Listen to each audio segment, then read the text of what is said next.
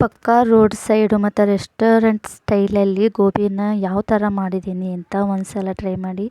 ಈಸಿಯಾಗಿ ಟೇಸ್ಟಿಯಾಗೈತಿ. ಇದನ್ನು ಯಾರಿಗಾದರೂ ನೀವು ಸರ್ವ್ ಮಾಡಿ ಕೊಟ್ರಿ ಅಂದ್ರೆ ನಿಜ ನಂಬಂಗಿಲ್ಲ ಇದು ನೀವು ಮಾಡಿದ್ದೀರ ಅಂತ. ಯಾವುದೋ ಹೋಟೆಲ್ ರೆಸ್ಟೋರೆಂಟಲ್ಲಿ ತಂದಿದ್ದೀರಾ ಅಂತಾರೆ.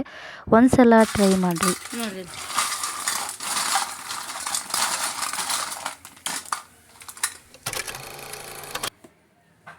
Welcome to my YouTube channel. ನಾನಿವಾಗ ಗೋಬಿ ಮಂಚೂರಿ ಮಾಡೋಕ್ಕಂತ ಒಂದೆರಡು ಹೂಕೋಸು ತೊಗೊಂಡೆ ನೋಡ್ರಿ. ಕ್ಲೀನ್ ಮಾಡ್ಕೊಂಡೇನೆ ಎಲ್ಲ ಇವನ್ನ ಹೆಚ್ಚಿ ಇಷ್ಟಿಷ್ಟೇ ಸಾಕು. ಇಷ್ಟು ದೊಡ್ಡವಿದ್ದರೆ ಸಾಕಾಕೈತಿ. ಈಗ ಇದನ್ನ ಉಪ್ಪು ಸ್ವಲ್ಪ ಅಷ್ಟು ಪುಡಿ ಹಾಕಿ ಬೇಯಕ್ಕಿಡ್ತೀನಿ ನೋಡ್ರಿ. ಈಗ ಬಾಣಲಿಗೆ ಉಪ್ಪು ಅರ್ಶಿನ ಪುಡಿ ಹಾಕಿ ಬೇಯಕ್ಕಿಟ್ಟೇನಿ. ಒಂದು 2 ನಿಮಿಷ ಬೆಂದರೆ ಸಾಕಾಕೈತಿ. ಈಗ ಬೆಂದೈತೆ ನೋಡ್ರಿ. ಅರ್ಧಕ್ಕಿಂತ ಕಮ್ಮಿ ಒಂದು ಕಾಲು ಭಾಗ ಬೆಂದರೆ ಸಾಕಾಕೈತಿ. ಇದು ಈ ಥರ ಯಾಕೆ ಬೇಸಕ್ಕಿಡೋದು ಅಂದರೆ ಹುಳ ಇರ್ತೈತಲ್ಲ ಅದಕ್ಕೋಸ್ಕರ. ಅದು ಇದರಲ್ಲಿ ಸತ್ತು ಹೋಗ್ತೈತಿ ಇದು ಒಂದು ವೇಳೆ ಇದ್ರೆ. ಬಟ್ ಈ ಕೋಸಲ್ಲಿ ಇದ್ದಿದ್ದಿಲ್ಲ, ಚೆನ್ನಾಗೇ ಇತ್ತು. ಇಷ್ಟು ತಕ್ಕೊಂಡು ಇದಕ್ಕೆ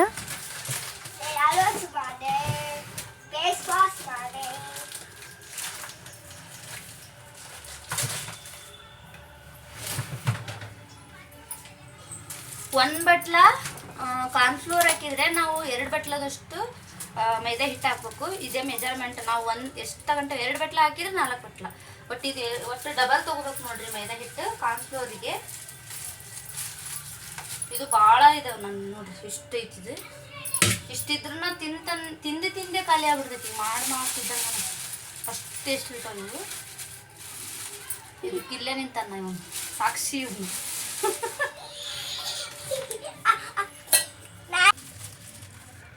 ಇದು ನಾನು ಇದು ಎಷ್ಟಕ್ಕಿಂತನೂ ಅದು ಡಬಲ್ ಮೈದಾ ಹಿಟ್ಟು ಹಾಕಬೇಕು. 1 2 3 4 5 ಸ್ಪೂನ್ ಹಾಕಿದ್ದೀನಿ. ಇನ್ನೊಂದು ಸ್ಪೂನ್ ಹಾಕ್ತೀನಿ 6 ಸ್ಪೂನ್. ಈಗ 6 ಸ್ಪೂನ್ ಹಾಕಿದ್ರೆ ಇದೊಂದು 12 ಸ್ಪೂನ್ ಅದೇ ಡಬಲ್. ಇದು ನಾವು ಗೋಬಿ ಅಂಗಡಿಯವರೇ ನಮ್ಮ ಮನೆಯಾಗ ಬಂದು ಮಾಡಿ ತೋರಿಸೋಗಿದ್ರು. ಇದು ಅದರೆಲ್ಲ ನಮಗೆ ಗೊತ್ತಾಗ್ತೈತಿ. 1 2 3 4 5 6 7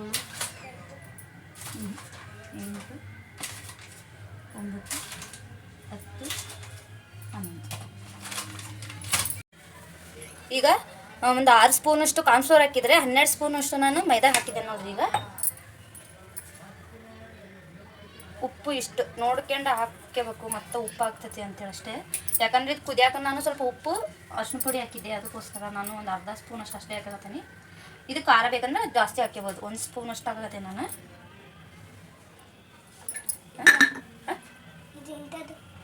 ಫುಡ್ ಕಲರಾ?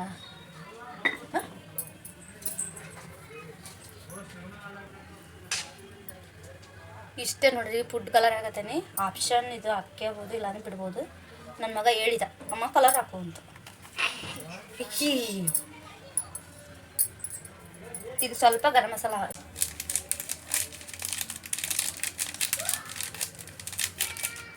ನೋಡ್ರಿ. ಇಷ್ಟು ಗರಂ ಮಸಾಲ, ಉಪ್ಪು, ಮೈದಾ ಮತ್ತು ಕಾರ್ನ್ಫ್ಲೋರು, ಖಾರ ಪುಡಿ, ಉಪ್ಪು ಎಲ್ಲ ಹಾಕಿದ್ಮೇಲೆ ಕರೆಕ್ಟಾಗಿ ಮಿಕ್ಸ್ ಮಾಡ್ಬೇಕು ನೋಡಿರಿ. ಫಸ್ಟ್ ಡ್ರೈ ಆಗೇ ಮಿಕ್ಸ್ ಮಾಡಿ ಆಮೇಲೆ ಬರ್ತಾ ನೀರು ಹಾಕ್ತಾ ಇರಬೇಕು. ಒಂದಕ್ಕೆ ಕೂಡಲೇ ನಾವು ನೀರು ಹಾಕಿದ್ವಿ ಅಂದ್ರೆ ಅಷ್ಟು ಚೆನ್ನಾಗಿ ಕನ್ಸಿಸ್ಟೆನ್ಸಿ ಬರೋಂಗಿಲ್ಲ ನೋಡಿರಿ. ನಮ್ಗೆ ಗೊತ್ತಾಗ್ತೈತಿ ಅದು ಎಲ್ಲ ಒಂದಕ್ಕೊಂದು ಮೆತ್ಕೊಂಡಿರ್ತೈತಿ ಹಿಟ್ಟು. ನಾವು ಸ್ವಲ್ಪ ತಳ್ಳಗನೆ ಇದ್ರೆ ಕರೆಕ್ಟಾಗಿ ಗೋಬಿ ಬರ್ತಾವೆ ನೋಡಿರಿ. ಈಗ ನಾನು ಒಂದು ಬಾಣಲಿಗೆ ಎಣ್ಣೆ ಹಾಕಿ ಇಟ್ಕೊಂಡಿದ್ದೀನಿ. ಒಂದು ಅರ್ಧ ಲೀಟ್ರಿಗೆ ಸ್ವಲ್ಪ ಹೆಚ್ಚು ಕಮ್ಮಿ ಆಗ್ತೈತಿ ಎಣ್ಣೆ. ಈಗ ಎಣ್ಣೆ ಕಾದ್ಮೇಲೆ ನೋಡಿರಿ ಹಿಂಗೆ ಉದುರಾಗಿ ಬರ್ತೈತೆ ಅದು ಹಿಟ್ಟು. ನಮಗೆ ಗೊತ್ತಾಗ್ತೈತೆ ಅದು ಕೈಯಾಗ ಹಿಟ್ಟು ಯಾವ ಥರ ಐತಿ ಅಂಥೇಳಿ. ಸ್ವಲ್ಪ ತಳ್ಳಗನೆ ಇದ್ರೆ ನಡಿತೈತಿ. ಯಾಕಂದ್ರೆ ಅದು ಗೋಬಿ ಉದುರ್ತಾ ಇರ್ಬೇಕು. ಹಂಗಾದ್ರೇ ಚೆನ್ನಾಗಿ ಕರೆಕ್ಟಾಗಿ ಹಿಟ್ಟು ಹಿಡ್ಕೊತೈತಿ ಅದು ಗೋಬಿಗೆ. ಈ ಥರ ಮಾಡೋದ್ರಿಂದ ಮಕ್ಕಳಂದ್ರೆ ಭಾಳ ಇಷ್ಟಪಡ್ತಾರೆ ನೋಡಿರಿ ಮನೆಯಾಗೂ. ಅಂದರೆ ನಾವು ಒಂದು ಕೋಸು ಕಡ್ಡಿ ತಂದ್ವಿ ಅಂದರೆ, ಫ್ಲವರ್ ಕೋಸು ತಂದ್ವಿ ಅಂದರೆ ಮಂದಿ ಎಲ್ಲ ತಿನ್ಬೋದು. ನಾವು ಮಾಡ್ತಾನೆ ತಿಂದ್ಬಿಡ್ಬೋದು. ಅಷ್ಟು ಚೆನ್ನಾಗಿ ಟೇಸ್ಟ್ ಆಕೈತಿ. ಅಷ್ಟೇ ಚೆನ್ನಾಗಿ ಟೇಸ್ಟ್ ಬರ್ತಾವೆ ಇವು. ನಾನು ಫಸ್ಟು ಗೊತ್ತಿರಲಿಲ್ಲ ನನಗೆ ಮನೆಯಲ್ಲಿ ಈ ಥರ ಈಸಿಯಾಗಿ ಮಾಡ್ಕೊಬೋದು ಅಂಥೇಳಿ.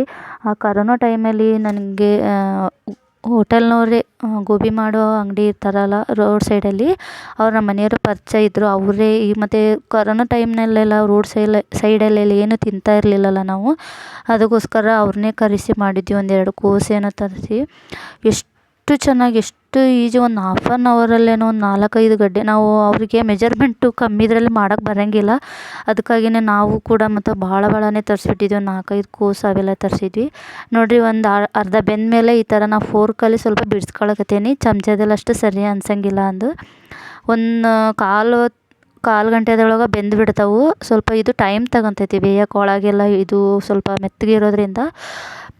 ಬೆಂದ ಮೇಲೆ ನೋಡಿರಿ ಕಲರ್ ಎಷ್ಟು ಚೆನ್ನಾಗಿ ಕಾಣಕತ್ತೈತಿ ಅಂತೇಳಿ ನಿಮಗೆ ಗೊತ್ತಾಕೈತಿ. ಟೇಸ್ಟ್ ಹಂಗೆ ಆಕತಿ. ಹೊರಗೆ ತಿನ್ನೋಕ್ಕಿಂತನೂ ಇವಾಗಂತೂ ಯಾವುದಕ್ಕೆ ಯಾವ ಕೆಮಿಕಲ್ ಹಾಕ್ತಾರೆ ಅನ್ನೋದೇ ಗೊತ್ತಾಗಂಗಿಲ್ಲ. ಅಷ್ಟು ಕೆಮಿಕಲ್ ಬರತ್ತೈತೆ ನೋಡಿರಿ ಈಗ. ಎಲ್ಲದ್ರಾಗೂ ಕೆಮಿಕಲ್ಲು, ಆ ಮಿಕ್ಸ್ ಈ ಮಿಕ್ಸ್ ಅಂತ ಹೇಳ್ತಾ ಇರ್ತಾರೆ. ಹೊರಗೆ ಏನಾದ್ರು ತಿನ್ನೋಕ್ಕೇ ಭಯ ಅನಿಸ್ತೈತಿ.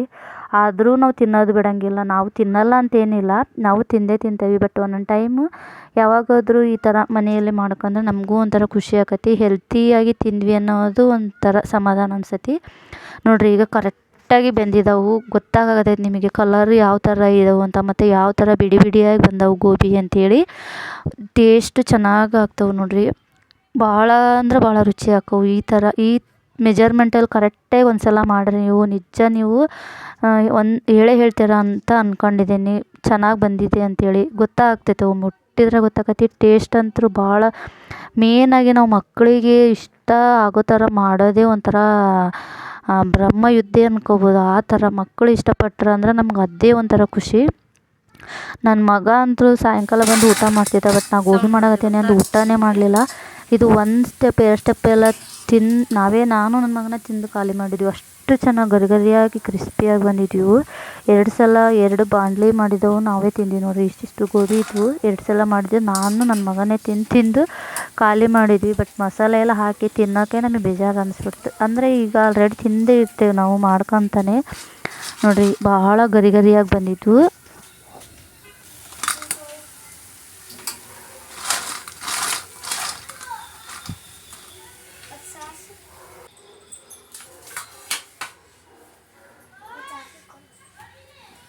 ನೋಡಿರಿ ಇನ್ನೂ ಇಷ್ಟ ಐತಿ ಇದು ಹಿಟ್ಟು.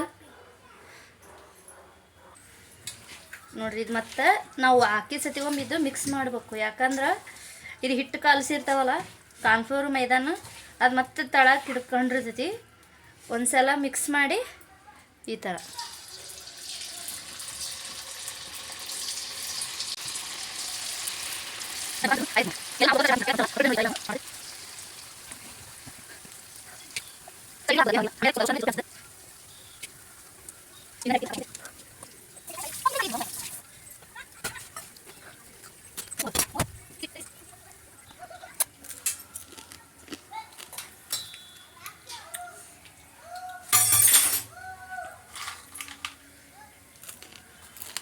ಇವನ್ ತಿನ್ನಕತ್ರ ನೋಡ್ರಿ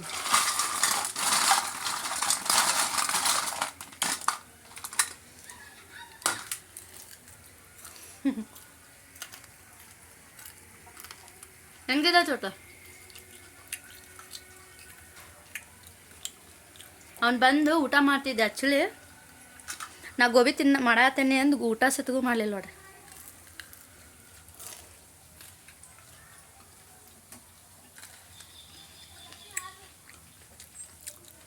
ಭಾಳ ಅಂದ್ರೆ ಭಾಳ ರುಚಿ ಅಲ್ಲ.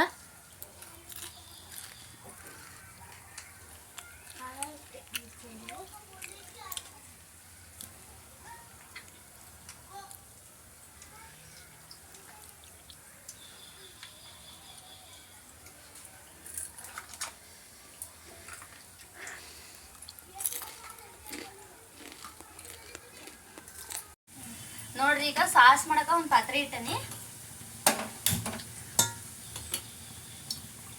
1 ಗ್ಲಾಸ್ ಅಷ್ಟು ನೀರಾಗತ್ತೆ ನಾನು. ಇದು ಸಾಸಿಗೋಸ್ಕರ. ಇದು ಬೆಲ್ಲ ಹಾಕಕತ್ತೇನೆ. ಈ ಬೆಲ್ಲನ ಈ ನೀರು ಕಾಯಕ್ಕೆ ಇಟ್ಟಿದ್ವಲ್ಲ ಇದಕ್ಕೆ ಹಾಕಕತ್ತೇನೆ.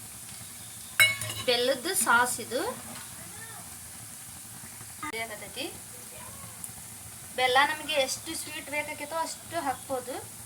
ನೋಡಿರಿ ನೀರು ಕುದಿಯಾಕತ್ತಾವು ಸ್ವಲ್ಪ. ಇದು ಬೆಲ್ಲ ಚೆನ್ನಾಗಿ ಕರಗಬೇಕು. ಒಂದು ಬೌಲೊಳಗೆ ಒಂದು ಸ್ವಲ್ಪ ನೀರು ತಗೊಂಡೆ ನೋಡಿರಿ. ಅದಕ್ಕೆ ಈಗ ಒಂದು ಅರ್ಧ ಸ್ಪೂನಷ್ಟು ಕಾರ್ನ್ಫ್ಲೋರ್ ಹಾಕಕತ್ತೀನಿ. ಇದಕ್ಕೆ ಸ್ವಲ್ಪ ಫುಡ್ ಕಲರ್,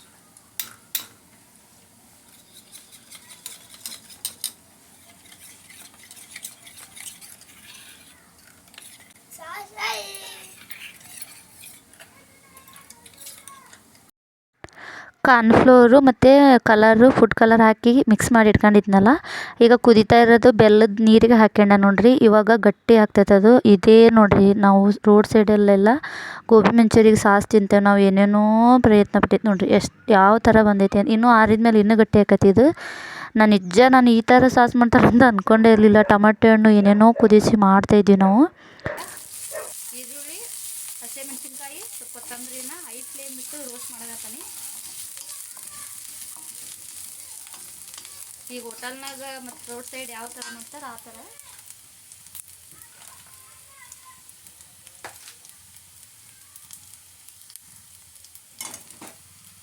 ಇದಕ್ಕೊಂದು ಸ್ವಲ್ಪ ಇದು ಮಸಾಲ ಏನು ಹಾಕಿದ್ದೇನೆಪ್ಪ ಅಂದ್ರೆ, ನಾನು ಸಾಸ್ ಮಾಡಿದ್ನಲ್ಲ ಅದಕ್ಕನ್ನು ಸ್ವಲ್ಪ ಹಿಂಡಿ ಇತ್ತಂದರೆ ಹಸಿಕಾಯಿ ಹಿಂಡಿ ಯಾವುದಾದ್ರೂ ಒಂದಿಷ್ಟು ಸಾಸ್ ಇದ್ದರೆ ಮಿಕ್ಸ್ ಮಾಡಿದರೆ ಅದೇ ಮಸಾಲೆ ಥರ ಆಗ್ತೈತಿ. ಅದು ಇನ್ನೂ ಡಿಟೈಲಾಗಿ ನಾನು ಇನ್ನೊಂದು ವಿಡಿಯೋ ಮಾಡಿ ಹಾಕ್ತೇನೆ. ಅದು ಈಗ ನಾನು ಸಿಂಪಲಾಗಿ ಯಾವ ಥರ ಡ್ರೈ ಆಗಿ ಮಾಡೋದು ಅಂತ ಹೇಳ್ಕೊಡತ್ತ ನೋಡಿರಿ. ಅದು ಸಾಸನ್ನೇ ಹಾಕ್ಬೋದು, ಒಬ್ರು ಅದೇ ಇಷ್ಟಪಡ್ತಾರೆ. ನಾನು ಆಲ್ರೆಡಿ ಎಲ್ಲ ಗರಂ ಮಸಾಲೆ ಎಲ್ಲ ಗೋಬಿಗೆ ಹಾಕಿರ್ತೀನಿ ನೋಡಿರಿ. ಈಗ ಸಾಸ್ ಹಾಕಕತ್ತೇನೆ. ಇದೆ ನೋಡಿರಿ, ಸಾಸಿಗೆ ಸ್ವಲ್ಪ ನಮ್ಮ ಮನೆಯಲ್ಲಿ ಹಸಿಕಾಯ್ದು ಹಿಂಡಿ ಇತ್ತು, ಅದಕ್ಕೆ ಮಿಕ್ಸ್ ಮಾಡಿ ಹಾಕಿದ್ದೀನಿ. ಮತ್ತು ಇದಕ್ಕೆ ಲಾಸ್ಟಿಗೆ ಕೊತ್ತಂಬರಿ ಮತ್ತು ಈರುಳ್ಳಿ ಹಾಕಿ ಇದನ್ನು ನಿಜ ಸ್ಮೆಲ್ ಅಂತ ನಾವು ರೋಡ್ ಸೈಡಲ್ಲಿ ಹೋಗ್ಬೇಕಾದ್ರೆ ಸ್ಮೆಲ್ ಬರ್ತಾ ಇರ್ತೈತಲ್ಲ ಗೋಬಿದು, ಅದೇ ಥರ ಸ್ಮೆಲ್ ಬರಕತ್ತಿದ್ದು. ನನಗಂತೂ ಭಾಳ ಖುಷಿಯಾಗಿತ್ತು. ಈ ಬಾಣಲಿ ಈ ಗೋಬಿ ಮಾಡೋದು ನೋಡಿದರೆ ನೀವೇ ನೋಡ್ತಾ ಇರ್ಬೋದು ಯಾವ ಥರ ಬಂದೈತಿ ಗೋಬಿ ಅಂಥೇಳಿ. ಭಾಳ ಅಂದ್ರೆ ನೋಡೋಕೆ ಯಾವ ಥರ ಕಾಣಿಸ್ತಾ ಇತ್ತು, ಟೇಸ್ಟ್ ಮಾತ್ರ ಅಷ್ಟೇ ಚೆನ್ನಾಗಿ ಬಂದಿತ್ತು. ನೀವು ಒಂದು ಸಲ ಟ್ರೈ ಮಾಡಿರಿ. ಒಂದೇ ಒಂದು ಫ್ಲವರ್ ಕೋಸ್ ತಂದು ಟ್ರೈ ಮಾಡಿರಿ ನೋಡಿರಿ ಯಾವ ಥರ ಬಂದೈತಿ ಅಂತ ಡಿಟೈಲಾಗಿ ತೋರಿಸ್ತಾ ಇದ್ದೀನಿ. ಈ ವಿಡಿಯೋ ನಿಮಗೆ ಇಷ್ಟ ಆದರೆ ಲೈಕ್ ಮಾಡಿ, ಶೇರ್ ಮಾಡಿ, ಸಬ್ಸ್ಕ್ರೈಬ್ ಮಾಡಿ. ನಿಜ ಇದು ನಾವು ಮಾಡಿದ ಗೋಬಿನ ಅಂತ ಯಾರೂ ನಂಬಂಗಿಲ್ಲ. ಯಾರಿಗಾರು ಕೊಟ್ಟರೆ ನಂಬೋದೇ ಸಾಧ್ಯನೇ ಇಲ್ಲ, ಆ ಥರ ಬರ್ತೈತಿ. ವಿಡಿಯೋನ ಪೂರ್ತಿ ನೋಡಿ, ಸ್ಕಿಪ್ ಮಾಡಿದೆ. Thank you so much.